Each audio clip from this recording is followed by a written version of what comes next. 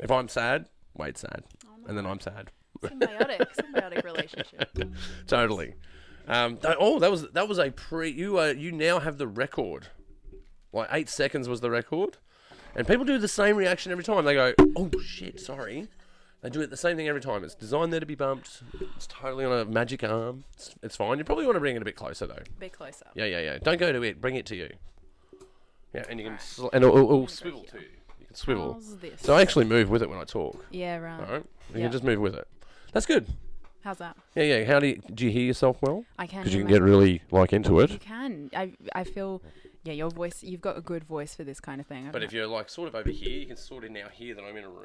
Totally. So you don't want that. You don't want that one. That one's bad as well. And once we get into here, we've got the full cardioid going on. Hello. Somewhere around here. Yeah. You're now in the cardioid zone. Oh. Getting all technical, folks. If we're on air, are we on air? Yeah, we're rolling. We're rolling, baby. All right. Rolling. rolling. Speeding. I'm loving this. I've got a astute filmmaker with me that knows all of my bullshit terminology. Oh gosh. Oh, did you want a beer? You a beer drinker? I'm actually not a beer drinker. You're not a beer drinker? But thank you very much. I'm alright. You sure? You want a water or something? I might have a water actually. It's the only thing I didn't bring to the desk. I gotta get it. Hold on. I'll just drink this coffee. Yeah, I'm impressed. You've got a coffee there. Yeah, this is we make the best coffee in Penrith. Whoa. Yeah, that's definitely. a big call. I don't spend enough time out here, so I'll have to take your word for it. Everyone that comes around here, we got the good beans, got the good machine. Oofed. So I've got a coffee machine upstairs. It is, yeah, I know, it's our lifeblood. Misty doing her PhD, me being me, Whoa. doing everything. She's doing a PhD. Crazy. Yeah, she's been doing that for 6 years now. Oh my gosh. Yeah, I so didn't know this. she's been at uni for 10 years. What a woman. She's been a student for 10 years and works like full time. And like, yeah, when we were doing undergrad, I think between us, she had 2 jobs, maybe 3. Wow. And I had 3 to 4 jobs and doing uni full time. Yeah, it was a madhouse. Like a long-term student, like student of life even. Yeah. Some might say. Yeah, definitely. That's a really good phrase. I haven't heard that in a long time. I'm a student of life. Constantly learning. We're all constantly learning. The study doesn't finish after university, and if it does, it means you've dropped the ball, I think. There's so many things to learn. Like, you may be able to figure out where the on button on a camera is, or, how to do a focus pull or a zoom, whatever. The camera's going to change. Oh, yeah. The cameras change. They change yearly. Well, sooner than that these days. Yeah. Yep. Well, I was looking online today at some Ursas. Give me $10,000. Yes, I have had That's just for the body, though. I know. Don't break my heart, Roscoe. Yeah. I know. They are gorgeous cameras. They are. They do a lot. They are money makers. Yep. If you got one, you can make money. And make good images. Yeah. Well, that's it. Good images is money. If you can make good images, it's money. Yep. I better go get you this water before we get too bogged down. No stress. All right, I'll be back. Thank you. Oh, best coffee in Penrith. I'm leaving that in there.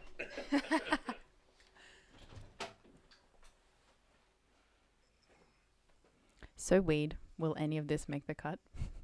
It's up to him. Who knows? Usually a lot of it does. Yeah. Oh, dear. Yeah. All right. Yeah, so you don't have to worry about this water too much. It's had the uranium filtered out. Amazing. Yeah. I like the bottle. It's totally safe. Yeah, I like good bottles. Bit of a bottle fan. I actually think water tastes better. Out of glass? Depending on the bottle. Yeah. I'm the same with Coke. Thank you. Oh, yeah. Yeah, I like the Coke out of a glass bottle. When it's out of a plastic bottle, it just seems weird. I don't know if it's because I'm old or old-fashioned or both.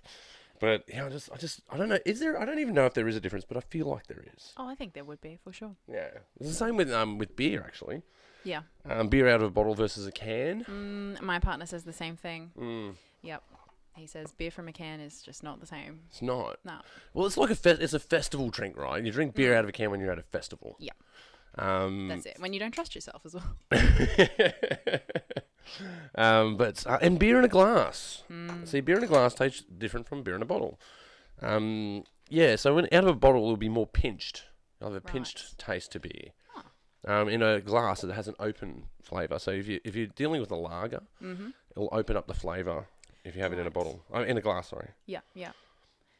And then there's beer in paper cups. No. Oh, God. No. Everyone slow down. I hate when you go to those things and they give you a plastic cup because it's like, when you're at an event where they've got plastic cups, Yeah. you're like, how rough is this place? They can't trust us with glass. Yeah. You know? And you've paid money to be there as well, and you're like, what's going on here? Yeah, they're robbing me of my experience. That's it. Hold on, this is old notes. Let's get rid of this. Old notes. Oh, well, totally missed the bin. Tearing up the studio. We haven't even started the show. Love it. Look out. Well, actually, maybe we should start. What do you reckon? Oh, that sounds good. Let's start the show. Are you happy, Mr. Wade? I'm very happy. Wade All is right. very happy. And welcome to the Pagey Train. Today I have in the studio with me Elias from, well, not from, but cinematographer, director. Welcome to the show. Thank you so much. Thanks for having me. I must confess, you're one of my favourite cinematographers in Sydney. I fell in love with your work years ago with Clarté Delarme. Thank you. Shucks, I know. Oh, stop. I don't like this. No. Cut it out. Cut it out. Yes. But you, with Clarté Delarme, so you were the winner. You won, didn't you, with that film? If Yeah. memory serves me correctly. Yeah, the student. Best student category. film. Yes. And you weren't at university or anything at that stage, were you? I was when I won the award, first year of my studies, but I made that film for my Year 12 HSC. That's insane. That is insane that you made that film. I've shown people this film, and they don't believe me when I tell them that. Really? I go, the lady that made this was in Year 12 when she made it. She Aw. shot it. That's nice. They go, no way. They always think, no, she hired someone. I'm like, no, she shot it, man. Totally. And I must confess as well, like, people ask me this question a lot. What's your favourite film out of Made in the West? And that film always comes up for me. Because of the way it's written, though, all right? You guys got to check it out. It's not online, by the way? It is. I believe it's still on Vimeo. Yes. Yeah, okay. Yeah. It makes you cry and laugh within a minute. That's the thing I love about it. What inspired you to write that film? To be honest, I had a few ideas I was tossing up between, and I feel like stories should always grab you, even when you're thinking about them, when you're writing them, developing them, and this one just, I don't know, grabbed me more than the others, and I spend a lot of time with my grandparents. I love them so much, and Were they actually your grandparents in the film? yes. Yeah, okay, great. Yes. And yeah, and I spent a weekend at their place when I was kind of developing the idea, and played lots of music that, was going to be in the style of the film at the end, and it just kind of developed from there. So my grandparents Yeah. were a big part of the development process. Okay. It's interesting that you say that you a part of your process in writing that and developing it was about music. Yes. Because I was talking to someone about this the other day, that images are rhythm. Images have a rhythmic quality to them. Yes. When we edit, when people start out editing, they think they're editing images, and I try to tell them, no, you're editing rhythmically. If you edit rhythmically, it makes it attractive to the mind. Yes. Because your film definitely has that aspect to it. At the end there, when the music comes together and the story. There's lots of spoilers. There's going to be spoilers about Clarté Delarme. I'm just putting that out there. If you guys have got to go out and check out this film. It is fantastic. Thank you. But yeah, essentially you got your grandparents that his wife had passed away, and you find it, and then he finds the letter. It's like, oh, this is so good. And then it's her voice reading, and then he has a sunny disposition after feeling so depressed. Yeah. And you get taken on this journey that whole way with that film. And it's a good journey to go on. Like, there's a part where you go, this is so sad. Yeah. Like, this better get better. And it does. It gives you that reward. Yeah. But the way it is shot, what did you shoot that with? What camera did you use to shoot that? Do you remember? Yeah, that was a Canon 6D SLR with like a 50mm lens. And I think that was all, actually. No gimbals, nothing like that? No. No shoulder rig? No. I actually remember I had one tripod, and it was like the world's crappiest tripod, and I loved it. Like one of those wish.com kind of tripods? Oh, yeah, like use it once and it falls apart in your hands. Yeah. What kind of tripods? And I wanted to have a dolly-like shot, Mhm. and I had nothing, and I didn't really have much expertise at all at that time, and I just got a skateboard, and I put the 2 legs of the tripod on it, and I used the skateboard on carpet, so it was like... Yeah, you got a few little jabs in there. Oh, that's two. That's two in like so much time. You've done all right. Record holder. She's a cine, not a sounder. What can I say? A cine. Another one of these colloquialisms. Yes. Film colloquialisms. I love them. I love yeah. them. Yeah. Yeah. But a skateboard essentially is a dolly. That's right. That's what it right. is. Yeah. And when you don't have a dolly, you just got to make do. So, yeah, very minimal gear actually. I think sometimes that's a good way to learn is on minimal gear because you've got to get everything you can out of it. That's right. That's right. It's a good challenge. Yeah, you've got to get your best depth of field because you've got to make sure that you're in the right focal length to make sure that you have that same texture through the film. There's a lot to learn. Yeah, absolutely. And I think like prep is kind of key when you're dealing with that small scale stuff. So I remember I shot listed everything, and I even went, to the place. So I did recce's beforehand, and, I wanted to make sure everything was super planned. And yeah, and obviously things still go wrong on the day, but... They always go wrong. Always, yeah. Yeah. It's not a shoot until something goes wrong, even a little bit. Yeah. Yeah. The war of art, as they say. I think, shooting that on a Canon without a rig is pretty cool. Wow. I don't think I've ever shot a film without a rig. Yeah, no, I wouldn't do it these days. Well, depends which camera you have. Yeah, it does. I mean, if you've got an Ursa, you can do what you like. I suppose right. it's naturally a shoulder rig, really, when you because it's all modular, those cameras. Yeah. And yeah, that's the other thing I love about it. It's modular. You can stick more stuff on it. Any which way you like. Any which way you like, Yeah. and you get this 12K image out of it. Oh, I was looking at them today. Crazy. I was looking at them today with envious eyes. I know. Yeah. I've been eyeing off a few new cameras myself. I feel like I turned around just recently, and suddenly there are like 12 new cameras that have come out on the market in the last year. Yeah. Which, it's not 12, but like. But it feels so like that, though. many. Yeah. Yeah. I recently got a Blackmagic micro cinema. Oh yeah. Yeah. So I'm looking forward to getting that out and see if I can make some money out of it. Oh yeah. Yeah, that'd be cool. Yeah. It's like with, I don't know, the new large format stuff that's come out. Everyone's like, let's try it out. Let's see what other cameras we can put that into. And yeah, it's just going gangbusters, this technology. it really is. Because like if you look at film, right, when they're doing like 32mm, we're beyond that. We must be. Yeah, we are. Well, it's full frame now, and it's so much more, low light and beautiful color technology. Like it's actually crazy. It's never been easier to get beautiful images from a camera, so it's very exciting. Yeah, and there's so many LUTs out there. You don't even need, because I remember I used to build my own LUTs. Yeah, right. I haven't built a LUT in ages. Yeah, see, like if you want to do it, like it's so accessible now. It's crazy. And that's our Lookup Table, kids, if you're wondering what the hell a LUT is. Lookup Table basically is a way that you can configure attributes in your color spectrum on your frames, on your shots. Yes. Essentially. Yep. Which is always exciting. I like saturated sort of LUTs. I like the some people like the flat sort of stuff. I like the full color. Yeah, I agree. I'm with you. If it's too flat, it's like it looks like log, and it's like why? Yeah. Why don't you just leave it as log? That's it. Yeah. Although I think sci-fi can work for some log. Some sci-fi concepts could work that way. Yeah. But that's about it. I think, as far as genre films sort of go. Yeah. I can tell because I get to watch a lot of content through Made in the West. Yeah, you would. Yeah. And you can tell when they go, man, you should have whacked a LUT on that. You've just given it to us in log, man. You go, oh, but you're new at this. Okay. 5-minute tutorial. This would be way better. Yeah. And you can't write back to anyone and say, ooh. It's hard. Yeah, you can't because then it's favoritism. That's it. You can't do that. Yeah, you can't alter it. No. Well, there's sometimes I do. There are some moments where that would be applicable. Duration is one of them where they go, it's a 16-minute film. You go, man, you haven't qualified for the festival. If you remove a minute, it will have a better chance.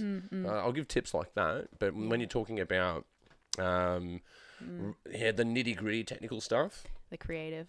Yeah, you don't generally do that. I had one fellow, they gave me a left channel only. Oh, Like, just, I'm not going to pan it for you. You're going to put the other channel in and pan it for me and send it back to me because I don't have time. Yeah. Excuse me. Coffee's shot. Misty gave me a shot before I came down. Wade skipped out on the shot. He's been really good. He's been really good. He never takes the shots. My wife is Eastern European, so Wade is crazy. yeah. Wait, you're crazy, man. Nodding away. Yes, I am crazy. Yeah, I just think tutorials though. There's a wealth of knowledge out there on how to be a filmmaker. Yes. Heaps. But did you do university or film school or both? I've only gone to film school. Mm-hmm. Did a degree in Bachelor of Screen Arts, and yeah, that's kind of it. And then just jumped straight into work. Yeah, wow. Straight out the gate. Yep. Actually, before I finished the gate, I was like working and doing school at the same time. Yeah, I was doing that as well. Yeah. Yeah, I was running a TV station during honours. I did my Whoa. honours degree and I was running a TV station, yeah. And it's good to work it's good as a transition to try and work as you're leaving. It's like, it's not too much of a gap where you're like, what do I do with my life? You're like, yeah, it's a big question. Like we ask young people, right? You go, what do you want to do with your life? You go, you got no idea. How do you know? No. I still don't know. Same. I still don't know what I want to do with my life. No, and we're doing it. Yeah. I think I'm doing it. Right. I might be doing it. Yeah. I'm confused. I might get a tattoo or something. Maybe that will help. Seriously. Yeah. But did you find, like, out of research that you do, because I watch a lot of YouTube tutorials on how to, when I'm stuck, especially in edit software. Yeah. When I get bogged down with a technical issue. Yeah. I'm into YouTube. Totally. It's life-saving. It's like, yeah, it's definitely so essential. Yeah. Well, I guess my question is, what's the contrast between that and doing study for film school? Because I found at film school they sort of gave me like the mechanics, but I really taught myself. Yeah. Did you have a similar experience? I did. And I mean, I did get a lot out of the film school studies that I did. It was a lot more story-based and theory, and I knew none of that coming up from high school. It was very much, how do you analyze even written narrative and storytelling across all platforms. I'd never really done any of that, so that was good for me. And I got taught about film history too. But film history is pretty cool. It's amazing. It's interesting. I just can't wrap my head around the timeline of film in general. How it's only been a couple of 100 years. Yeah, not even a couple of hundred. Yeah. Yeah, just over 100. Yeah. Yeah, and all genres, everything, the birth of every genre, every film, cameras, everything. It's so recent. Blows my mind. There's an interesting thing though. This might blow your mind, because there was obviously the biggest filmmakers back in the day were like the Lumiere brothers. Yes. The French fellow, I can't remember. He was like, however you say marvelous in French. I never get that right. But the guy said marvelous in French. Can you look that up for me, bro? Can you look that up for me? French filmmaker, marvelous, old school. Just type that in. See how you go. Yeah, marvelous. I don't know how to. But you know what I'm talking about. Yes, I do. I do. It's hard to. I can't remember it. It's on the tip of my tongue. And they made a film. Actually, yeah. Check out. Can you look up another one for me, Wade? Look up old school. Méliès. That's it. Méliès. Well done. Yeah. Can you look up Méliès and Going to the Moon? Right. This is an interesting fact about film. Okay, so you got Méliès, and he done that, and it's a famous film, that silent film where they go to the moon. Yes. They shoot out of a cannon. Yes. They go to the moon, and then they run into the moon people. Yes. It's a lovely alien. Yeah, the little aliens on the moon. Yep. And then they get chased away by the aliens. They fall off the moon in what looks like a pod that parachutes down into the ocean. Yes. And this is way before there was even a concept of a space race. Like literally, this is humans dreaming. Yes, and it's the first time they only had photographs before this. And even then, there wasn't much it wasn't. You didn't see a lot of that stuff in print. Well, you couldn't see the dark side of the moon. You couldn't. We've only just recently seen that. In recent history, in the last 50 years, we've seen that. Just over 50 years. It's just awesome. And. Oh, Méliès, you are sweet, dude. I love you, man. Just check out old school film, Moon, Going to the Moon. M-E, Méliès, M-E-L-E-R-E. L-E-R-E. I think. Don't quote me on that. Yeah, you need an L there after the M-E. No, not there. After the M-E. M-E-L. There you go. Méliès. But just another way to do it would be to type in I think it's like Trip to the Moon. Trip to the Moon. Trip to the Moon silent film. Yeah. Would be the go. Yeah. Yeah. That's the one you want. Moon. Trip to the Moon silent film. It'll all work out after that. Yeah, but the other contrast I have to that is then when you fast forward into further filmmaking, go to Stanley Kubrick. Yep. Space Odyssey 2001. Mm-hmm. There's a scene where he is traveling. Full disclaimer, I have not seen it yet. Well, I'll give you the description. No spoilers though. No major spoilers. No major spoilers. Mm-hmm. Yeah, that's the sucker there. I missed that history class. I was supposed to go to it. You should have gone to it. I should have. Should have went. Should have gone. Both. It's both. But if you go to Space Odyssey 2001, which is 1967, we still haven't gone to the moon. Yeah, right. Right, still haven't gone to the moon. And it's shot. There's these shots of them on the moon, and there's shots of the Earth. So we hadn't actually photographed the Earth before this. So we're still in cinema, where we're doing shots of what Kubrick imagines the Earth to look like, and he almost got it right. Didn't quite get the continents right, but got the clouds pretty good. Yeah. And then we actually got that famous photograph of the lunar rise, the Earth rise over the moon. Yeah, can you pull that up as well, man? Earth rise over the moon. And then we actually got to see what the Earth looked like from space. Yeah. 'Cause we've never seen ourselves. And you look at the progression of film from Trip to the Moon all the way up to Stanley Kubrick to now. The CGI that we do actually looks better than what we get off the ISS. Oh, yeah. I just think it's insane. 100 years that's happened. It's very easy to forget that. Like, you know, to get wrapped up in how quickly everything's moving now and what we are presented with in our short little lifetime. It's like, dude, this is exceptional. This is so cool. Put one of those images up, man. Click on one of them. Get one of those images and put it there. Put it up. Yeah, that one will do. Yeah, look at that. That is just awe-inspiring. Like, that's an actual photograph. And before that, we didn't know what that looked like. Yeah. We imagined it. So if you go back, Wade, can you just go back to the Trip to the Moon? Just that previous one. That's what we thought before, right?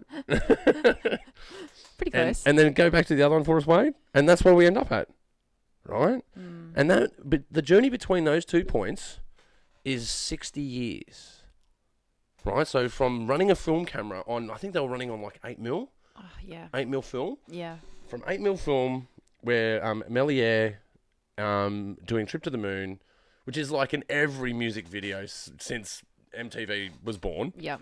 To this, to now we're going back to the moon again, but this time we'll be able to shoot it in 12K. All right?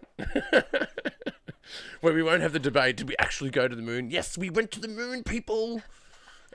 That's a different discussion. Right? Yeah, that's a conspiracy argument, you know. Hey, check it out in the comments. Tell us what you think. But I found that interesting through film school. Was learning that history. Yes. And understanding the relationship between technology and art. And how art has this way of us dreaming about things. Yes. And then we actually go and do them. And that's what cinema is. It's dreaming. It's pretty awesome to be able, you're right, to take something from conception that we can dream about as humans and then, you know, process it in our beautiful brains that we have. And not only, you know, replicate it or pop out something, you know, better than the reality sometimes. It's just, we have the opportunity to like pump so much into our storytelling and, you know, I just love it. Well, they have, I don't know, there's other theories out there about life imitating art and art imitating life. Yes. But I'm not entirely sold on all of those. I think, you know, I've talked about it before, like the intersection of war and art, because if you look at film making, it's called a shoot.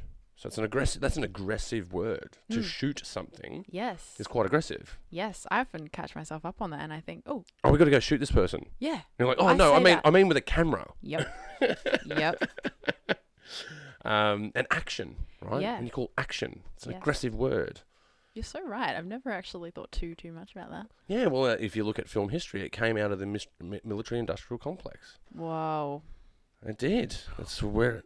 Yeah, it did. That's where it came from. We just did a mic drop. Yeah, but that's why it's called production. It's given Oh this my gosh, Roscoe, you're blowing my mind. I don't want to know this. No. because the production lines where they make tanks, and then they have the pre-production where you design the tank, and then you put it on production, and then it's in production, and then it's in post-production, and then you paint the tank, and then it goes to war. And what do you call war? The theatre of war. I don't like this. No. Well, And you know, we're beating our war drums, wow. But haven't we which is come music. so far from? Oh yeah. Oh okay. The intersection of art and war. I think about this all the time. But I like to think that art comes before war. Like, we learned how to do ballet before we did drill. We learned, I think it was Picasso that did cubism, because camouflage is cubism. Right? And it's an art form. Yeah. Even Andy Warhol adapted camouflage Yeah. to be psychedelic. Yes. Right? So it's an art form. But Yeah. I like to think, and I think I'm right about it, like the Orville brothers learned how to fly before going to war with aeroplanes. Yes. You know? Yeah. We dreamed of going to the moon before World War One. You know? So I don't know. A lot of people will say, you know, war makes technology advance. And I don't like that. I don't like it. I think it's the other way around. Art is used because anyone that goes into warfare and it tries to advance their technology to be superior, they look to academia, and part of that academia is art. Yes. So That's right. I think because our brains are so incredible and complex, we can take our reality and we can spin it, and we can grow in, you know, obviously in our imagination. And as humans, it's part of the really special thing that we get to put out, you know, what is in our mind. And it's what directors can do, it's what cinematographers and editors and filmmakers of all kind and artists of all kind. And it's that can lead industries. It can lead products. It can lead movements. It's like, I do think art does lead the way sometimes. it does. Yeah. I've got a perfect a real-time argument for it. At the moment, we've got I don't know if you've heard about it, but we've got a pandemic going on. There's some COVID going around. No, I actually didn't know. You've missed this one? I think All right, so. let me inform you, right? There's this bug that's getting around and everyone's scared of it. Oh, okay. And Is that a movie? Is that the name of the movie? But there's other countries out there at the moment that are trying to encourage people to get vaccinations. Yes. So they turn to the advertising industry and go, how can you package this to make it susceptible where people go, oh, look, alleviate your fears, this is for public health. Yes. And Australia's not doing it, by the way. We should be doing it, but that's another discussion. But they're looking to, because advertisers are artists, because they put together a campaign that is based on emotions. Yes. That is designed to be aesthetic. Yes. So it has, the advertising industry certainly has artistic flair, Yeah. and it's full of artists. Yeah, it's dangerous. It is dangerous. Again, though, advertising can be weaponized. Yeah. And I can tell you the name of weaponized advertising. It's called propaganda. Right? Yeah. But I think to get people, encourage them to get the vaccination, Yeah. look to advertisers. You've got to look to art to solve part of these problems. Yes. And to package them. That's right. And it's like humanity. It's the things that we recognize. It's like, what can I trust? And what am I looking for that, you know, reflects my life so that I can feel more comfortable in my decision or my thoughts, or, you know, buying that thing. Or... I like the Singapore one. See if you can pull this up for us, Wade. Pull up, type in Singapore ad campaign for corona vaccination. It's hilarious. They do a dance routine and they've got a jingle. Wow. Yeah. Yeah, you know what? Like, it would be a matter of time before all this stuff starts rolling in. And it's like probably like a competition nearly for all the top advertising companies in the world. I Who bet. can do it better? Yeah, totally. Yes. Oh, yeah, New Zealand does a good one. Yeah, New Zealand, do that one. New Zealand and Singapore, catchy vaccine. Yeah. Oh my goodness. Whack that, play that. Yeah, we don't have the sound on, but you'll get the gist. They're doing this rap of why you've got to do it. And yeah, Shot nicely. yeah. That's what I'm saying. This is art, right? Yeah. This is advertising, using art as an information source to convince people to do what is in the best interest Yes. of society. Yeah. You know, Yeah. it can do the opposite though. Yes. I think if you look at World War II, and if you look at what the Third Reich was doing with cinematography, and if you look at what they were doing, Yep. it was quite gnarly what they were up to. Putting this evil man in this position of looking godly, always these up angles to make him look tall. He's a really short guy, but they always made him look tall. You never know. And every time that he was on, film, he was always covered in light, and everyone else was always a little bit darker. So he had lighting design wherever he went. Yep. Just follow him. Yep. Make him look important and mesmerizing. Yep. Because these things that work on your psychology. They do. It's called I think it's called signified. You have a signifiee and a signifier. Right. And yeah, this is all film school stuff. I love it. Well, I missed that class.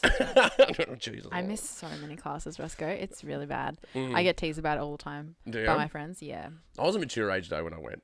Like, Yeah. I was so nerdy, man. But that's so good. If I went back now, I'd be so much more into it, I think. Yeah, because you've been in the workforce now, and you're like, because Yeah. they expect results. That's right. The school would be like easy to go back to. It's like, oh, I can just sit and learn. Yeah. That's It's nice. going to be late. Look, just fill out this form, Yep. and then you can submit it next week. It's okay. Yep. Okay. Literally.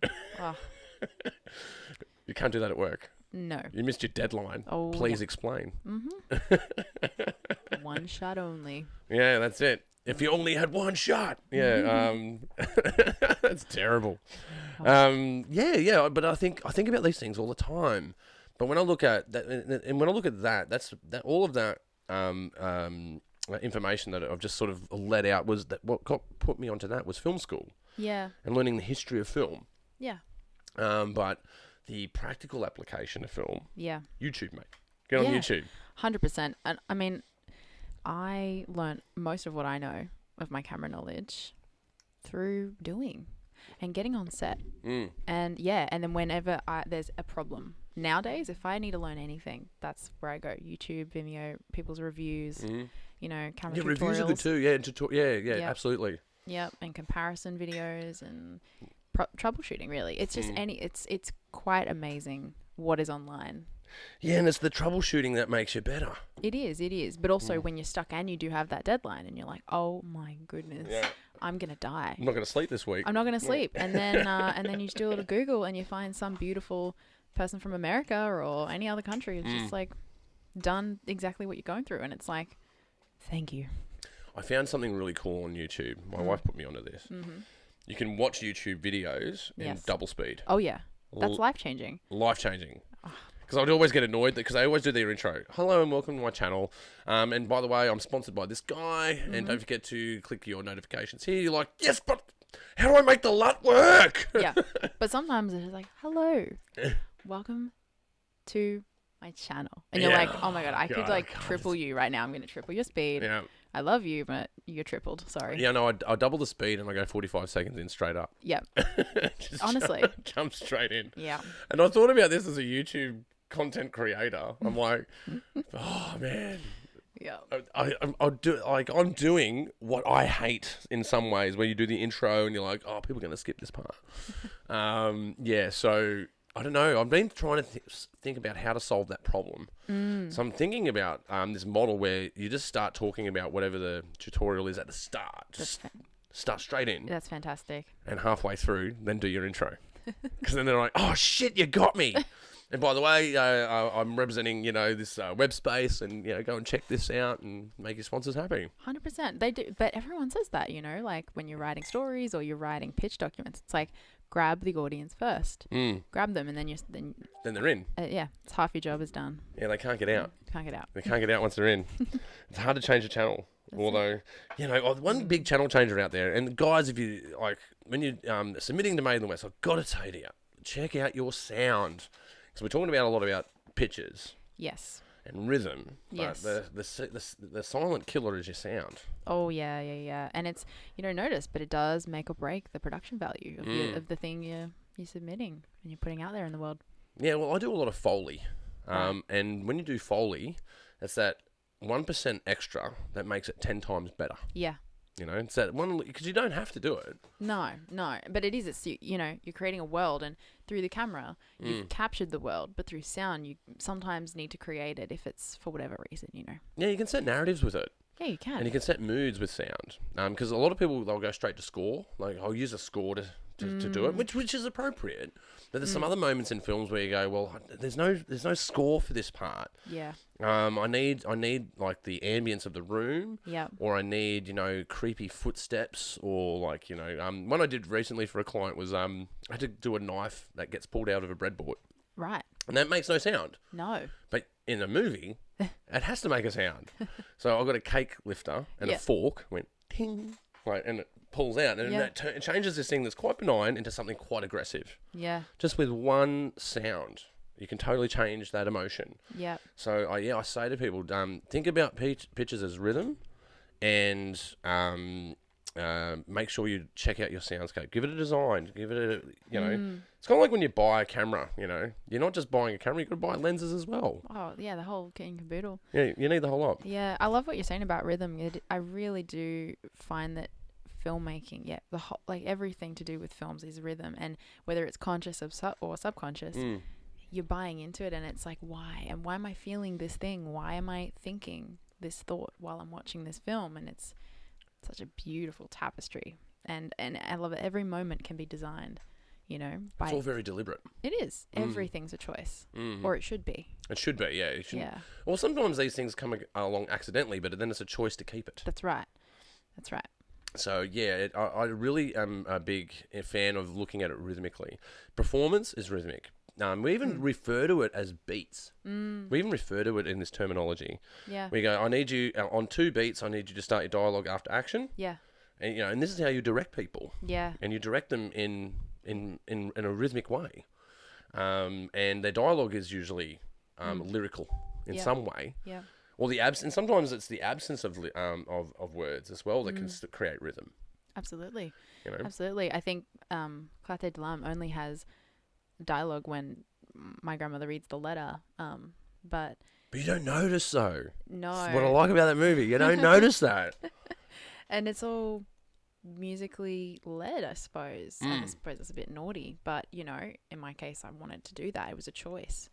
Yeah, but as I say, there's time and places for doing composing. Yeah. Like for instance, if you added Foley to him opening the letter, you've brought that texture into it. Yeah. That little 1% has now increased it, right? Totally. I'm not to criticize your film. I fucking love your film. No. It's all good. It was I made it so many years ago. With every passing year, you're like, even when films come out, you're like, oh yeah, it came out last year, but it was like 3 years ago. It gets worse as you get older. Yeah. Yeah, as you get older, it's like, oh, that was 5 years ago that film came out. Okay. Yeah, but it feels like it was, not that long ago. So anyway, feels like it was a very long time. I've got a crazy theory about this. Okay, yes. All right, so when you're 10 years old and a year passes by, that's a 10th year of life. Okay, wait, hang on. Say that one more time. So when you're 10 years old, and then you spend a year of your life, it's equal to 1/10 of your life. So when you turn 11, yes, that year feels like forever because it's like a 10th. It's like, right? Okay. But when you're 20, it's a 20th. Yes. And when you're 30, it's a 30th. So a year seems smaller now. Yes. You start counting in 5s, and when you get older, you start counting in 10s. You go, oh, that was 10 years ago. And when you get, I can only extrapolate when you're in your 60s, 70s, you think about it in seconds. No, the other way. In decades. You'd be like, that was 20 years ago. Oh, right. Yeah. But the years feel quicker. Yeah, that's like right. Seconds. Yeah, the increments are shorter because it's a 60th of your life. It's such a small part of your life. Wow. That's actually really profound. Yeah. I love that. Yeah, no. I'm just gonna write down that idea. Yeah, you should. We should turn that into a movie of some kind. The Increments of Life. I've even got the title. Seriously. Yeah. But that's how I think about how I think about time.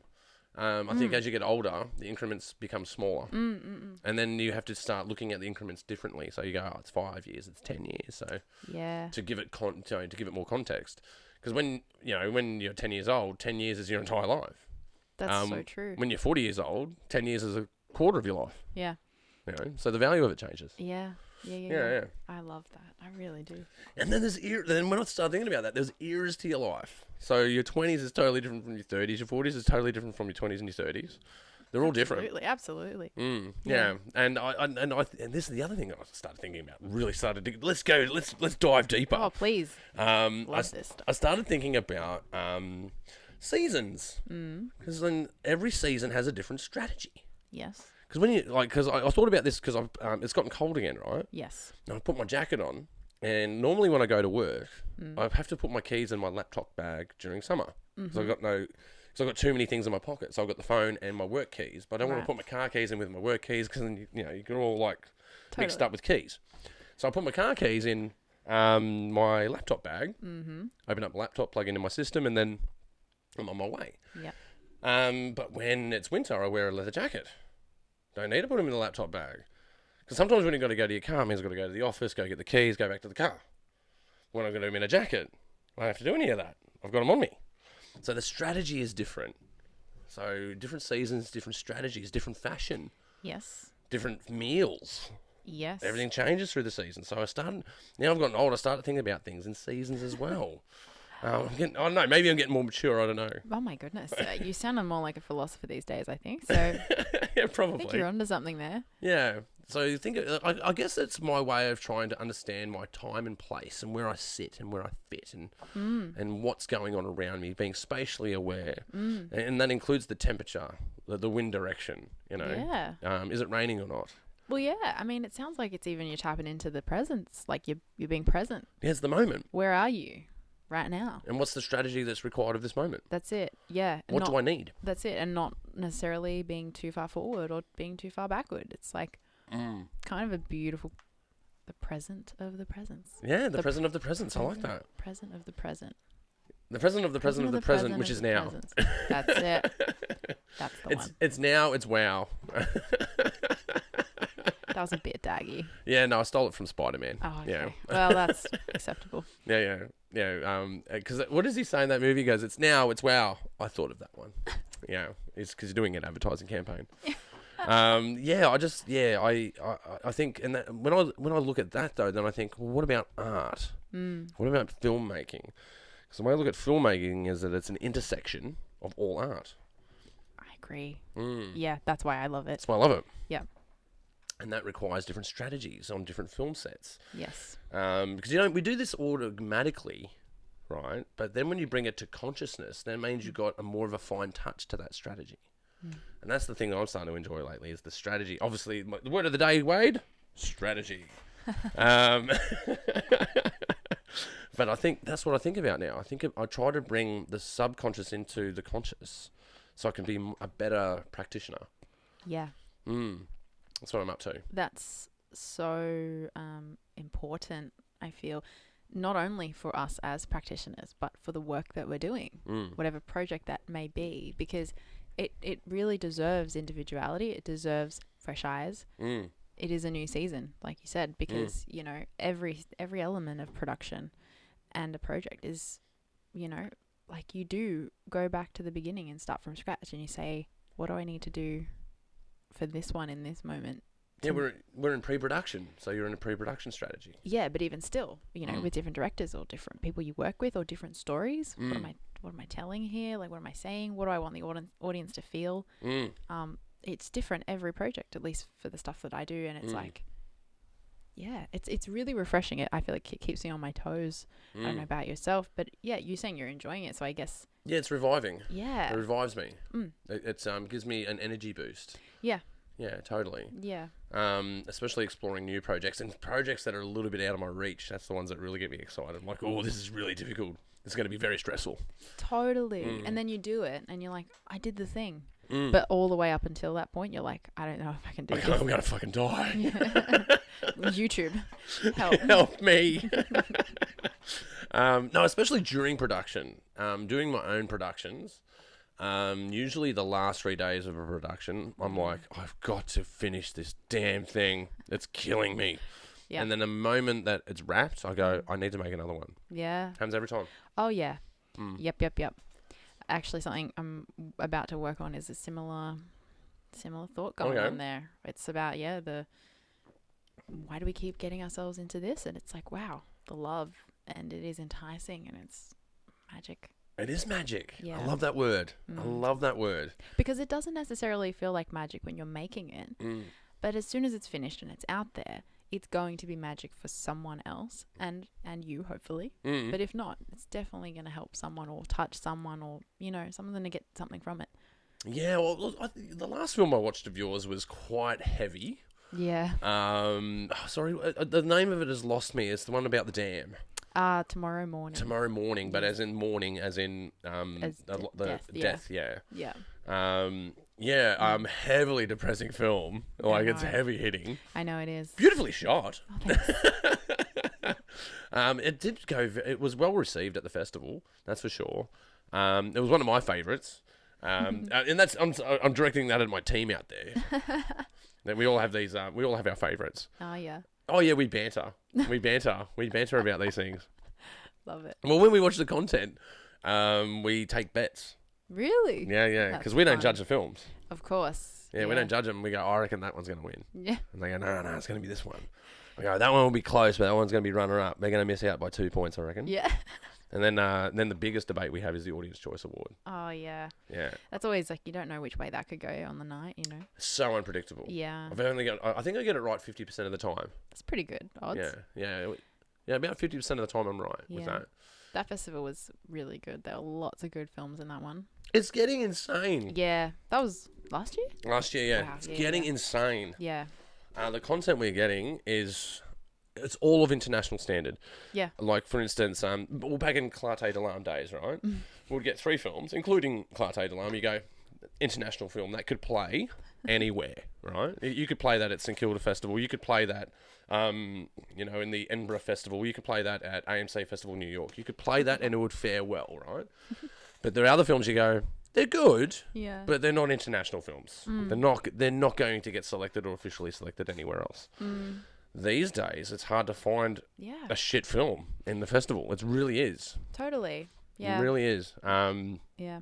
Even we come up with a crazy idea. Even the runners-up that don't get officially selected are awesome. Like, what you're seeing on screen, there's a whole other festival behind that we could run. Like, we just can't get the content on screen. That's fantastic. We don't have the space. Yeah. We do kind of. We do. I did the marathon last year.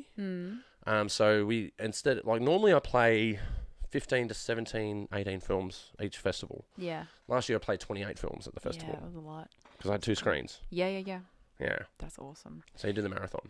I love that there's so much that you can't cram it into one festival. That's such a good sign. Oh yeah, we got 70 films last year. Yeah. Yeah. That's just... And we played 28 of them. And again, though, there's still another cohort behind that is still impressive. Wow. You know? The bar is just like lifting every year. It's insane. Yeah. I've entered the festival 10 times and I've only gotten in 5. So That's gold. That's gold, yeah. I've got some content that we're hitting the screens this year, hopefully. Oh, that's exciting. Hopefully I get in. Hopefully it's a weird feeling. Like, people go, Ross, what are you talking about? You're so full of shit. What do you mean you don't get in your own festival? I'm like, I'm serious, man. I don't get in my own festival. That's funny. Because you got to be fair. Yeah. It has to, and if anything, it's harder for me to get in. Yeah. So it will face more scrutiny because they go, oh, this is Ross's film. Of course, yeah. That would be tricky. Does it inspire you to like level up and... In a way, I've been in the festival as a director. I've been in the festival as a cinematographer. I've certainly been in the festival as a sound designer. That happens more often than not. Yeah. And generally, people don't know that I'm in the festival because they go, "Who reads the credits anyway?" And I don't think I've never come close to winning a prize. Yeah. I've never come anywhere near winning a prize. Oh. I think the best one I've done is like I've been ranked in the top 5 of the films in the top 5, which is great, which is fantastic. But no one else would know those statistics. I know them because I see the data, and it's a good feeling to have your work on that screen though. It really is. Yeah, like your own work. Yeah, absolutely. Yeah. Well, what was watching your film last year? Because you got the contrast right. So you've been to, I think yours featured at the Paddington for Clarté d'Alarm. Yeah, RSL, and then, I think. Yeah, the Paddington RSL, which is an SD screen, 8 meters by 4 meters. Yeah. Basically the size of a jail cell. Terrible joke. But now it's on a 4-story screen. Yeah. Like 4-story, like if you put a building next to it, it's a 4-story building. What's that experience like? What was that like for you? Honestly, it was pretty surreal. Like, I felt like, huge imposter syndrome. Like, who am I? Why am I here? This is insane. My work's not good enough to be up there. That was the feeling. And when I saw it up there, it was like there was nowhere to hide. So it's like, okay, we're just gonna watch it I'm now. exposed now. Yeah, it's too late. No running. The DCP is going to expose all of my blemishes. 100%. No, but watching it, it was like really like a huge sense of pride, just like for my own, I don't know, my own self. It's like any fear that I had leading up to that point of even all the way through pre-production and production of those projects where you're like, I don't know if this is going to be okay. Can we make this in the edit? Can we do this? Can we do that?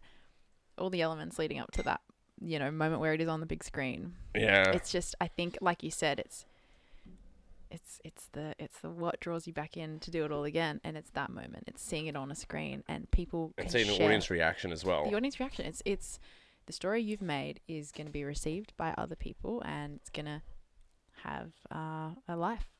Yeah, watching an interesting experience I had with this was I made a film. I was commissioned to make a film, which is great. That when you get commissioned and paid to do something, it's fantastic. Love that. Where I was the everything. I shot it, directed it, and edited it. And when it was for the Running on Empty festival in Cobar. Essentially, it was a 10-minute documentary about what the festival was about. Right. So I interviewed the actors. I basically did a highlights reel that I do at Made in the West, essentially. Yeah. But instead of getting someone else to shoot it, I got to do it, which was great. And I got to watch that in front of an audience in front of the town to watch it. And you see all their reactions, and they loved it. It was electric. Yeah. Right? Because I did a pretty good job on it, and I don't mind saying so myself. Oh, it's so important. You can check it out. It's on my channel. Go and check it out on the Pagey train. That's there under the Running on Empty festival. Plug. Hint, hint. Go watch it. But then you get to watch the internet reaction of it. Yeah. So the comments, the views, the likes, the dislikes. Yep. And I must say that there is something that is digital about, I know it's an obvious thing to say, but there's a digital experience versus a real experience. Looking at your stuff analytically online is nowhere near the same spectrum of watching a live audience watch your content. Yeah. It's nowhere near the same thing. No. Yeah. No. And at least when you're in the live audience, you're not even necessarily hearing what people are thinking and their experience, but digitally you can kind of see that, and it's on paper, and maybe you don't want to see it, maybe you do. Yeah, it is. It's a very different experience. Yeah, I think, there's something about watching, because you don't hear comments, and you can know if your film's flopping in a cinema. You can go, no one's liking my film. Or, and which I've had that experience. I've crashed and burned plenty of times. But there's moments where you don't crash and burn, where you excel. Yeah. And you go into afterburner and everyone's loving your content. Yeah. And that's fantastic. And you can have the same experience online, but, and I suppose the comments are there. Yeah. But I don't know, I find online, haters will be haters. If you like something, you generally don't comment on it. Yes. You don't go, I love this is great. No one ever says that online. Everyone's always pointing out your flaws in some way. Actually, but with that said, though, I don't think I've gotten a lot of negative feedback in that way. That's good. On my channel. Yeah, that's good. It can be pretty vicious out there, I suppose. I too haven't had too much in the firing line. But I don't make controversial stuff, though. Yeah. Yeah. Neither do Yeah, I don't make really controversial stuff. Yeah. Yeah, it's either artistic or informative. Yeah, I think as well, like, at least with myself, I don't really... It is how you want to engage with your audience. I'd prefer to just, like, drop a piece of art and run away. Yeah. That's me. I'll just drop something to think about, and I'll leave it with you. Ghost and post it. That's it. Oh, no, post and ghost it. Yeah. And... Post it, get out of town. That's right. And I don't know, I don't really... I would rather let audiences interpret stuff, and whereas some filmmakers or some artists, that's the engagement is part of the art, and that's why they do what they do. Yeah, that's a weird one, that one, I find. I have talked to people about that, and they're all about that reaction. Yeah. Because I find that it's filmmaking is paradoxical. Same with making music. As a musician, I find the same similarity to it. Are you a musician? Yeah, I'm a singer in a band. I'm a guttural vocalist, heavy metal singer. Cool. I'm working in 2 projects at the moment. One is my flagship band, Mendoza. We've got a little rehearsal studio down the road, and we play, heavy metal shows around Sydney. Awesome. And trying to get into a festival called Thrashville. If you guys are out there listening, I'll promote it, especially if you put us in your show. There's only 15 bands they can put on. Hopefully we're one of them. I find there's definitely a contrast there of it's paradoxical. So the reason that I sing or the reason that I write stories is because I need to get this out of me. It's something I need it to leave me. Yeah, right. It needs to get out. Whether it's a negative thing or a positive thing, whatever nature it is, it needs to leave me. Right. And that's selfish. That's a selfish thing to do. It has nothing to do with anyone else. It's to do with me. Yeah. But when you're on stage or when you're showing your film, I want people to be entertained by it, which is quite selfless. So I find being an artist, it's a selfish and selfless act. Yes. And the way that you make it is not necessarily the way it's going to be interpreted. People have written about this. I think it was Descartes that said, I've probably got this wrong, probably. Misty's going to shoot me. She tells me this all the time. It's called death of the author. Right? So as an author, you may have a context and a subtext that you want to get out there, but the person that's looking at your painting may have no reflection on what you intended at all. They have their own interpretation because they've got their own life experience that they superimpose on the art, and it's called death of the author. Once the art has left you, you have died, essentially. Which I thought that's quite selfless, really. So my ideas mean shit. It doesn't matter why I made it because now it's been interpreted this way. Yeah. You know, and I've gotten that through some films that I've made, like especially sci-fis that I've made. Yeah. Like, oh, so you've unpacked this idea here, and you're talking about consumerism. I'm like, no, was not my intent at all. I just wanted to make a fun movie, man. Maybe it was there subconsciously. I don't know, but that's not what I was doing at all. There's one film I made in particular that I made the dialogue deliberately confusing. Oh. Like overly technical. Okay. Where it's so technical that no one could follow it. Oh my gosh. Like, it made sense. It made lyrical sense. Okay, yep. But those words, when you actually analyse them, have no... the meaning disintegrates. You know? It's like a flux capacitor. That's like quite elaborate, I would say. Yeah, that's an elaborate... It's a ruse. It's like a setup, yeah. It's a total ruse. And I did it as a ruse. But then other people started looking at the dialogue going, oh, so you mean this and you're going for that? And I'm like... That is way off what I was going for. I deliberately made it nonsensical. Yeah. But I made it make sense. So I could pull you into the film. Yep. And then you try and analyse and try and figure it out. And my whole thing was that there is no meaning. Is that like Inception? Yeah, it's totally an Inception idea. Yeah. Strange thing about it was that it is an Inception sort of story. Well, now to think about it. Go. Because they're inside of a dream. Don't spoil it now. No, go check it out. It's called Kernel. It's on my channel. You can check it out. Cool. As in computer kernel. Uh-huh. And they're inside a computer, and there's three of them, and they're the same person. And he murders himself, and when he's burying himself in the forest, you figure out, oh shit, it's the same guy. So it's totally Inception. Oh my gosh. Yeah, and you look at the dialogue in that, and try and figure it out. Total spoilers. Yeah, total don't spoil it. Yeah, no, but it's been out there. Oh man, that film's been out there for 10 years. That's what I would say about my film. Well, no, I don't think your film could be spoiled. Go and watch Clarté de Lune. Oh my god, fucking love that movie. It's really, really good. Speaking of movies, so we've talked about a couple of your flicks that you've made before. Have you got anything coming up? I do actually. I'm working on a web series, and we're about to go into production pretty soon. And it's a love letter to the theatre. That's the concept, and written by Helen Dallimore and Simon Burke.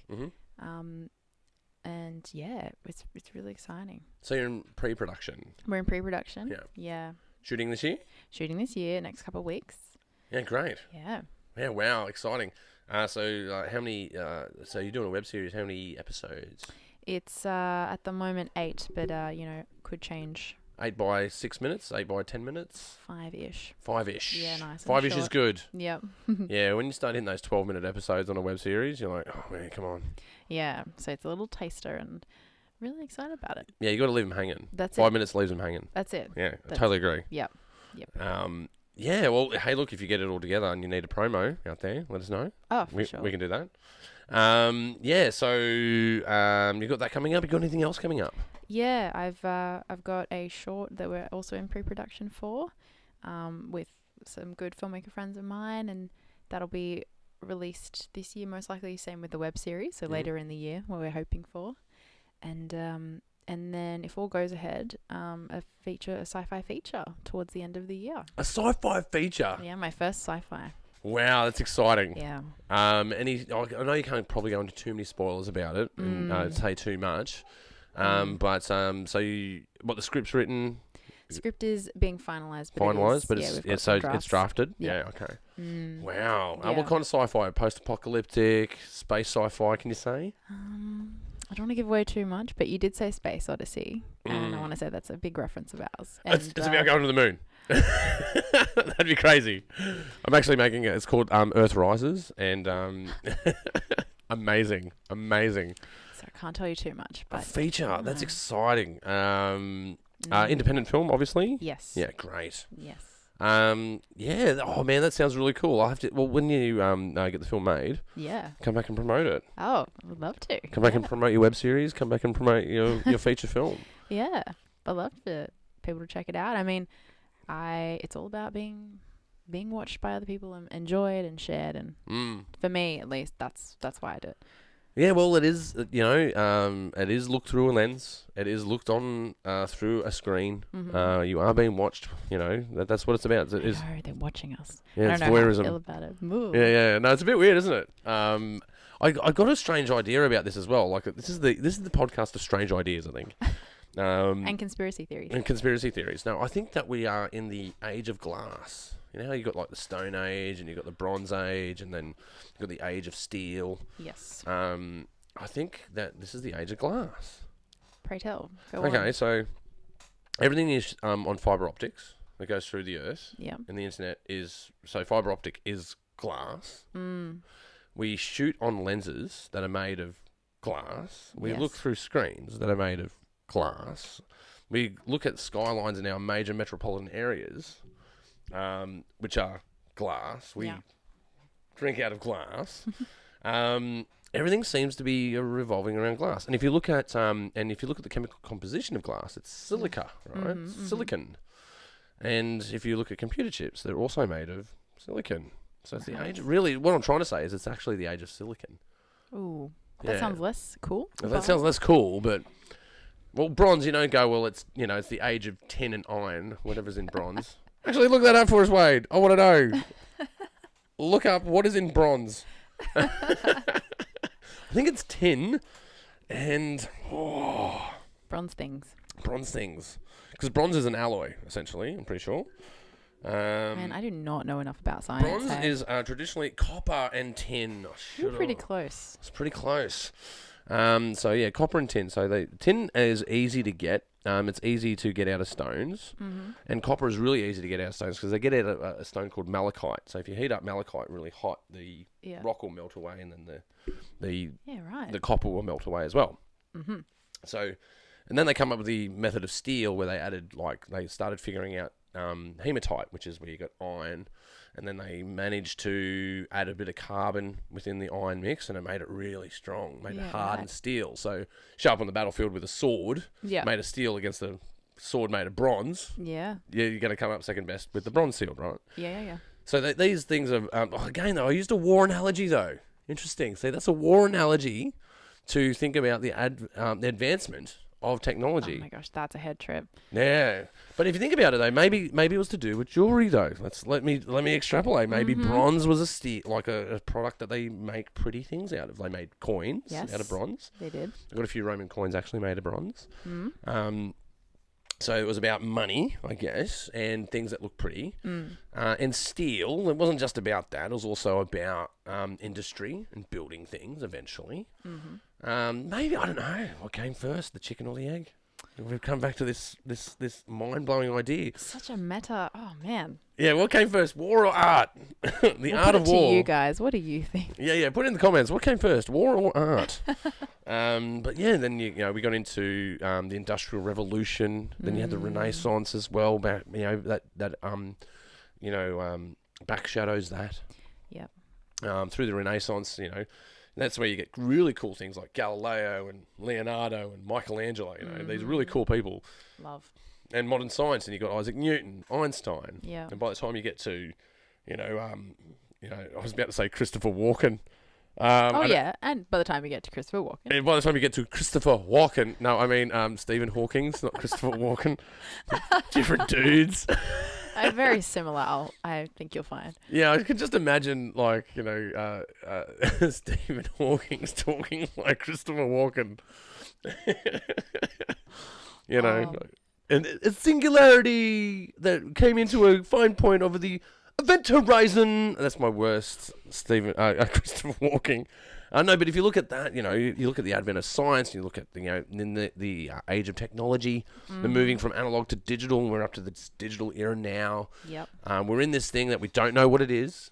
Yeah. Like The age we're in, you mean? Yeah, we don't know what it is. Yeah. Like, we don't know what Facebook is. Like, that we built it, we operate in it, but we don't know what it is. Yeah. There's no real definition of it. It's probably because it keeps changing. Yeah. And changing us. Yeah, it's changing us. Yeah. Oh. All right, it's changing us, and it's changing. Like, if you think about this, here's a mind-blowing idea. Oh my gosh. When you analyze a brain when you look at a brain that's digital Yes. era, Yep. we were reading books, right? So we go turn a page. So our brains would read left to right because we read left to right.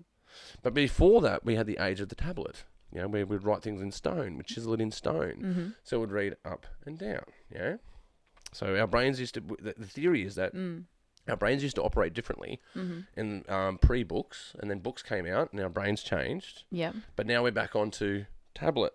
So our brains have gone back to what we knew before. Right. Which is a trippy thing if you think about it, because you think about your neural function, that's how you think. And in fact, even holding a phone in your face at 10 o'clock at night is tricking your brain that the sun's coming up. Whoa. Because your brain has receptors in it that recognise light. Yeah. So try to figure out the time of day, right? And the blue light thing, it's a little bit scary these days. Yeah, that's right. So we don't know what it is. We don't know the effect. Like, how long can a 4-year-old look at an iPad before they go crazy? We don't know. We don't know the answer to that question. We just don't. I don't want to know, really. Yeah, I don't know. But this is the world we live in. I know. It's unavoidable. Like, the effects of this will become evident at some point. Yes. If you look at bullying online, if you look at online crime, if you look at espionage has changed. Warfare has changed. We used to have, back to war again. We used to have land warfare, then we started to go to sea, then we ended up flying, then we're in the air, then you're in space, because now we've got satellites, so you've got 4 spaces of warfare. And now we're cyber. Now we've got cyberspace, which is another space of warfare. Like, recently the Yanks got their gas lines shut down. Yeah. And that's a cyber attack. It's insane. That's insane. Yeah. So we don't know what it is. No. We're in this thing, we don't know what it is. And it is speeding up, it seems. The technological singularity, they call it. Do you know what? Have you heard about the technological? I have heard of this. Yeah, it's when we build first time we build the human brain. Yes. When we artificially make a human brain, and the theory is because when we make a computer chip, just say it's at the unit of 1, and then next year it's at the unit of 2, the next year it's at the unit of 4, the next year it's at the unit of 8. So hence 1 bit, 2 bit, 4 bit, 8 bit, 16 bit, 32 bit, 54 bit. It just keeps going. Yeah. Where we're up to, I don't even know where we're up to. It's a ridiculous number. When you build the human brain, that means the next year is double. The year after that, it's 4 times what it was when it began. So that means that once we create the human brain, in 4 years' time, it will be way superior to our intellect. That's the theory of that's the technological singularity, they call it. That's mind blowing. Yes. But where are we going? Why are we getting there? I think, I don't know, going back to the moon, though. Back to the moon. This is what I know it's spinning you out. But I love this. Take me on the trip. I'm there. Let's go. Yeah, let's go. Let's go on a trip to the moon. Yeah. I think what Elon Musk is doing is really cool. Becoming a multi-planetary civilization is a good idea. Because a lot of people say, we should look after this planet and not go to Mars and use it as a lifeboat. Yeah. But that's not what it's about. It's not about that. It's about putting stuff on the moon. It's about putting stuff on Mars and going, no, we have 3 places where we live. That's what it's actually about. Being a multi-planetary civilization. Because that means we can dream further and explore outer space further. And then we can start looking to inner space further. So we should be exploring inner and outer space. That's the way I look at it. We should be dreaming. That's what sci-fi has told us since the beginning of its genre. But what it didn't predict was social media. Yeah. It wasn't predicted. It wasn't predicted, but yeah, you're actually right there. They don't know what it is. No. We don't know. Yeah. We've never dreamed of it. We didn't think of it. Yeah. It just showed up. That's so true, actually. It wasn't in any no movies. No, you can look at Star Trek. You know, we had the mobile phone sorted back in the 60s. We started thinking, you know, if I just had a device that I can call everyone on. Yeah. We never thought about the application of those devices. We look at it as a mechanical way of doing things. Yeah. We don't look at the cyberspace or the inner space of things. No. And that's what I think it is. That's what I think the social media is. It's about exploring inner space. Because the person that'll be behind a keyboard that is having a go at someone at the comments in the YouTube channel is not the same person that you talk to in a pub. No. Oh, no. Far from. They would never say that to your face. No way. No Sometimes way. it's illegible. So, I mean, maybe they would say it to you in a pub. Yeah, that's it.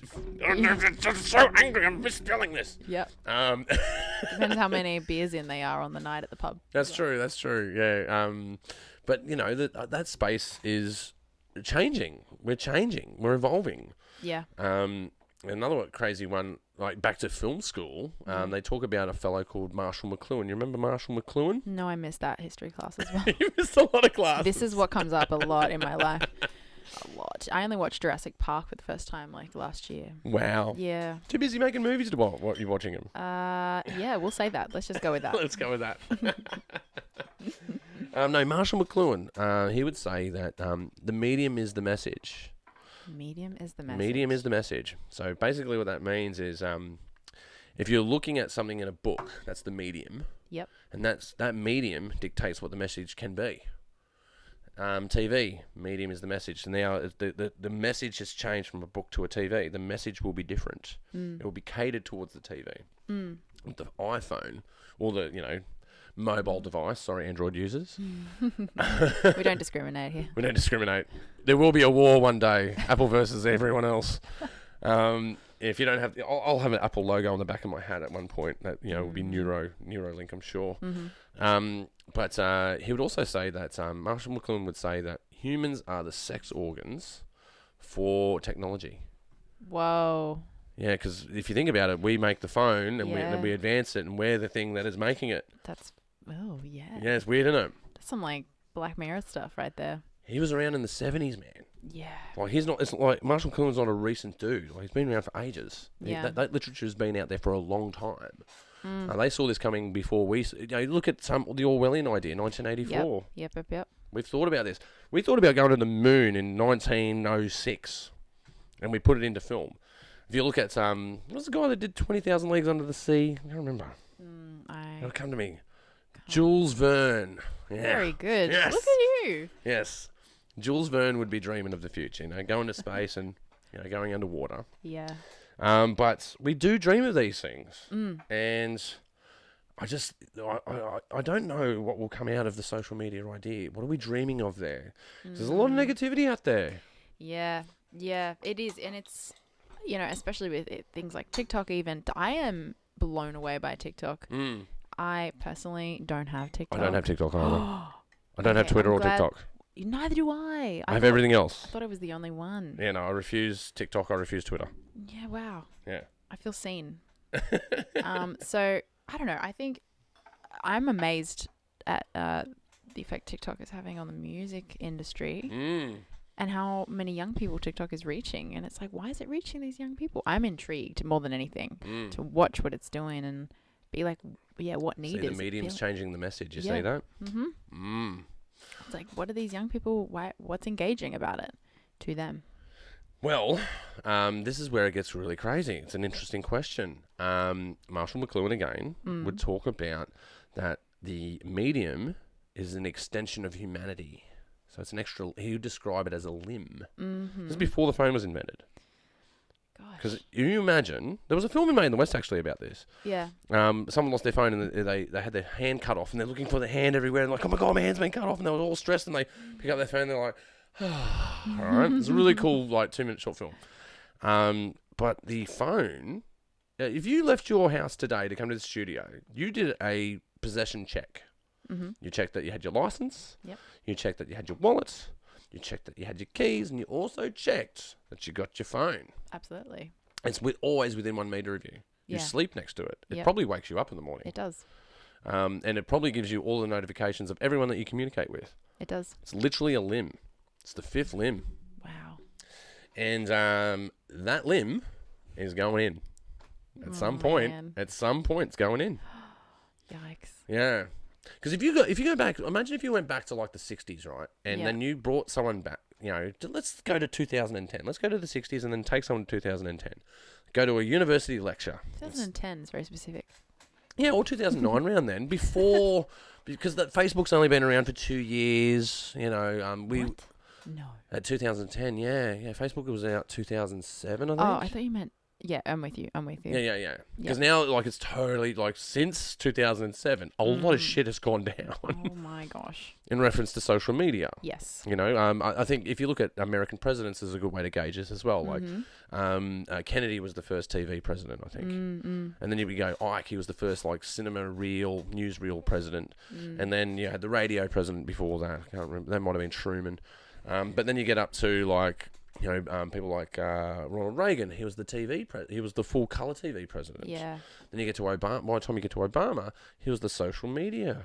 He was the Facebook president. Yeah. Then you get to Trump, and he's the Twitter president. He was a twit, really, but a Twitter.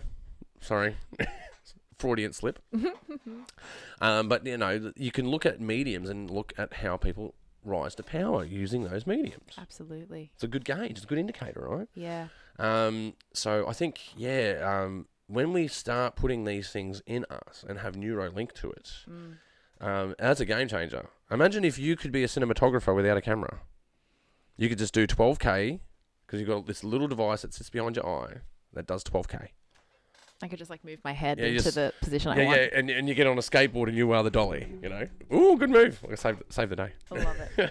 Honestly, we've come full circle because then I really could just be like my 18-year-old self again, just like being the dolly. Being the dolly, yeah. You are the filmmaker. And you're like, and speeding. Yeah. That'd be weird. And action. And market. All right, okay. That'd be weird. Oh my God. You wouldn't need anyone. You'd Just be your own cinema. But everyone would be their own cinema. And then you could put that into an algorithm and then make the world a collective consciousness of cinema. Oh my gosh. Insane. Where have we gone? We've gone everywhere today. We've gone from 1906 to now. Yep. But if you go back to 2010, if you took someone from the 60s Yes. and brought them to then, and then took them into a room and go, I'm going to telepathically send that person a message, and you text them, and Yep. send them a text, they would, because that's literally like almost telepathic, right? Sending someone a text means you are silently communicating with someone. Because if you rung them, then someone can listen to your conversation in the room. Yes. Granted, someone could intercept your text and read it. I understand Yes. that. Yeah. But essentially, you're sending a private one-to-one message inside each other's head. The only difference is the interface. So true. See? I've never thought of it that way, You're sending a telepathic message to someone. It's just the interface is different. Wow. And when you do Neuralink, phone's gone. It's just you go, I need Emma on the podcast, bring up Emma and dial. Yep, and go. Is there going to be like a little startup sound? I imagine maybe in an eyeball we'll have like a Google search bar. You'll have your Instagram status and your Facebook status and your notifications in your top right eye. Is it going to be a loading symbol anywhere, like the spinning wheel of death? Yeah. Oh yeah. Going to come up? Oh yeah. Well, sorry for you PC users out there. We're talking about the spinning wheel of death on a Mac. Yes. Probably for PC users, it's more like the blue screen of death, perhaps. Or what do they have? The little time bar. Oh yeah, that little thing that flips upside down. That hourglass. Hourglass. Yep. Yeah, that's the one. They have the hourglass. That would be system crash for a human. And then human hacking. We'd be able to hack into people's minds. Oh my gosh. Yeah. Insanity, bro. Hang on, I think we should stop because I think we're just going to be writing the next Black Mirror series in this I think we've written it. podcast. I think we've written it. But I think, that's where we headed, right? And I've got this other terminology for it. And I adopted from Marshall Mcluhan nonetheless, but we are the proto-cyborgs. We aren't cybernetic yet. But we're a part of a cybernetic organism. I thought about this crazily the other day. Facebook, right, is a cybernetic organism. Yeah. Because we're plugged into it. We feed information into it. We're organic. Yes. And it's a machine. And we are in a symbiotic relationship with it. Therefore... Yeah. And it's got algorithms and it's breathing stuff back to us. Yeah. It is a cybernetic organism. Oh, man. Facebook is a cybernetic organism. Yep. Instagram is. Yes. Yeah. Highly insane. Intelligent. Yeah, even like if you look at the amount of power Yep. it takes to run these things. Yes. I read this thing the other day that 1 minute of YouTube Oh. will power your fridge for a week. How about that? Because you think about the air conditioning to preserve servers, Yeah. the lines that need to be transmitted on, the Yep. satellites that are running it, Yeah. the phone that was charged on. My arm fell off. Oh no. I've lost a limb. He's lost a limb. I've lost one of my limbs. Lucky I've got a phone. Yeah, that's pretty scary actually. Yeah. And it's just like you look at the cost all the way along. Of, Oh man. And I think the other one I was looking at as well was Bitcoin. Oh yes. Oh yes. Bitcoin choose power. Yeah, it does. It's- Elon had a thing to say. Was it about that. Elon? Yeah. Yeah, it he, was, yeah. He had a thing to say. He was like, "We will not," because it uses up too much power, and it wasn't environmentally, considerate. Yeah. How many coal hours or gas hours or solar hours or whatever unit of measurement to gain power Yeah. does it take to keep a Bitcoin for a year? I think that would be an interesting number to figure out. Oh yeah. Yeah. Interesting thoughts. Man, we've gone deep on this podcast. We're going everywhere. This is amazing. But art is life. That's what imitates what, you know? Yeah, what came Chicken, first? Chicken or the egg. Chicken or the egg? Did art imitate life or did life imitate art? And did they happen paradoxically? I think so. I think maybe perhaps, but I don't know. Another way to look at it is cave paintings, I reckon. Yeah. That's another way to look at it. That's the original story. I did go to that history lesson. You did that one? It was the first one. And yeah, we studied the first cave paintings, and it's like they were the original storytellers. They were putting something on wall, putting it down into reality. I've got a spinny one for you. Oh, another one? Another one. I've got another spinny, another one. I'm ready. Okay, so the first production company in the world is from Australia. Did you know that? Hang on, I think I did, but it was First- buried way down. First film production company. First feature film was made in Australia. Did I you know knew that. that? Yeah, do you know what it was called? No. No? Wait. Wait, you're going to get it? No, I'm not. Ned Kelly. I did know that. Yeah. But it was way down. Yeah. It was way down another few levels in Inception. It's It like was. 3 dream levels down. That's it. But, okay, here's a spinny thing, right? This is one thing that I find crazy, okay? And there's a bit of woo in this, by the way, before we get into it. Okay. Indigenous Australians, Aborigines, right, was the original storytellers because they're the first people to tell a story via a narrative arc, synchronized to music, and a stage performance. Oh. They're the first people to do wow. it. Right? And the first production company was in Australia about Ned Kelly. Now, this is where I think this is where it gets a bit wooed for me, right? So all the original first storytellers of the past ancient era and the modern era came from the same continent. That is freaky. That is freaky. Yeah. So maybe it is something about the stones and the trees that makes us storytellers. This place is... That's the woo part of it all. Yeah. Look, I find that's a strange coincidence. That is a strange coincidence. I actually don't know enough about the Indigenous, like the timeline of, that. But I do know that, the cave paintings and the images on the walls and...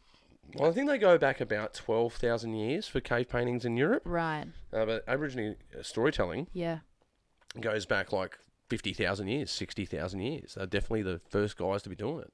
It's just that we know of. Special. Like, how incredible that we get to be here. It's just, I feel so grateful to be amongst that and to have... Yeah, to have that legacy behind us. Well, the ground that we're the land that we're on. That's the history of it, and it's like, to tap into that and to appreciate it, I think it's a really beautiful thing as filmmakers. So do I. I really do, and I think the other thing that really intrigued me as well was the comparison between the Aboriginal people around different pockets of these different nations around Australia, and people like the Mayans, right? They all look to the sky. Right? Again, back to this dreaming. In fact, they call it dream time. Right? They have this dream, this point where we're dreaming, and I think that's a real big key. Like, we talk about money makes the world go round. No, I don't believe that. No, Love makes the world go round. Yeah, that and storytelling. And storytelling Yeah. about love. And I think that's the first thing. That's the spark in the fire is love. That's my take on it. I back that. Yeah, I pay that. Well, I think we're really close to out of time. But your films are out there. Where can people find your films? Oh, to be honest, eventually they'll end up on my website. But yeah, in the meantime. So you have a website? I have a website, emmaelias.com.au. But the current projects I'm working on, they might be through different platforms. Unclear just yet. Okay. What about are you on the gram? I am on the gram, and you can follow me at emmaelias 2_. And I'll usually post updates on where my work is if it's not on my own website. Okay, great. Yeah. Oh, look, it's been absolutely fantastic having you on the show. You're always a breath of fresh air. Thanks for being a part of Made in the West and being one of its champions. It's so wonderful because then people can look at look towards you and go, yeah, man, I can totally do that, and you inspire people. So thank you for being you and doing that. Oh. And of course, thank you for being on the show. My absolute pleasure. Thank you so much for having me, and I've loved talking about all the beautiful things we've discussed. Oh man, it got deep. It got real deep, but that's what it is to be an artist, and it's this beautiful discussion of ideas and exploration. And to constantly be inspired and chase what excites you and inspires you. So. Yeah. All right, great. Well, on that note, guys, you've been watching The Pagey Train. You can check us out on Spotify, Apple iTunes. You can check us out on, I think we're on Amazon as well, Overcast, and of course, iHeartRadio. And your iHeartRadio viewers out there, I noticed you guys have got a bit of a spike lately. Keep it up. You're really competing with those Spotify people out there. And you Apple guys, there's about 15% of them out there. They're the Apple guys. But of course, you can also find us on YouTube. And if you've been enjoying the show, don't forget to subscribe. Every subscription is very helpful.